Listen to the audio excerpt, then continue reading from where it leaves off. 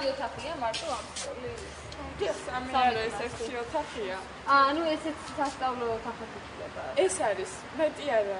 მარტო ეს არის, ეს ოთახები რაც არის და ანუ იქ შესვლა არ შეიძლება, იმიტომ რომ ნანგრევებია და აქ საფუჭნაოა. პრობლემები ძალიან ბევრია. სკოლა იმის კედლებიც გაგზავნილია და არც ეს არის კარგი მდგომარეობაში.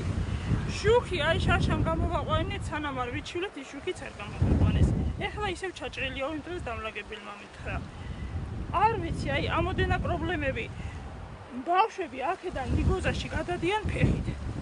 ყოველთვის ეგ ფემორენიდან მოყოლებული ჩობალაუდანაც დადიან, კოდისწყალოდანაც დადიან. ადრეც იყო შემთხვევა, რომ ბავშვი მინამქრა მინდორში და მოკვდა ადრე.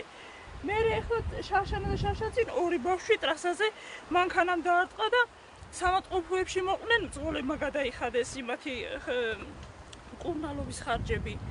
ხო და ძალიან წუხდებით. აი ეს პრობლემა გვაწუხებს, რომ ერთი მარშრუტკა გამოგვიყვონ, რომ ბავშვები ატაროს სკოლაში. სკოლაშიც ისეთი მდგომარეობაა, რომ არ აქვთ მასწავლებლებს რუკიდან მოყოლებული, არავითარი ლაბორატორიული სამუშაოს საშუალების ჩატარების საშუალება არ აქვთ. არც ქიმიაში, არც ფიზიკაში.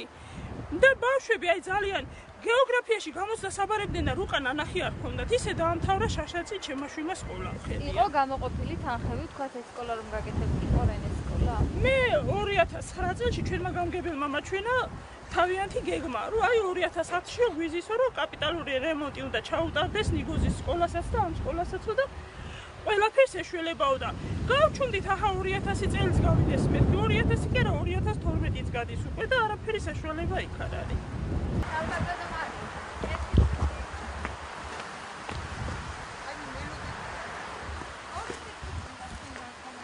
მოვალ, მალე მოვალ. ორი სიტყვით მოვალ, შემოსულები არიან მიწია. როგორ მივდივარ, საქმეზე მივდივარ, რა მაგვიანდება.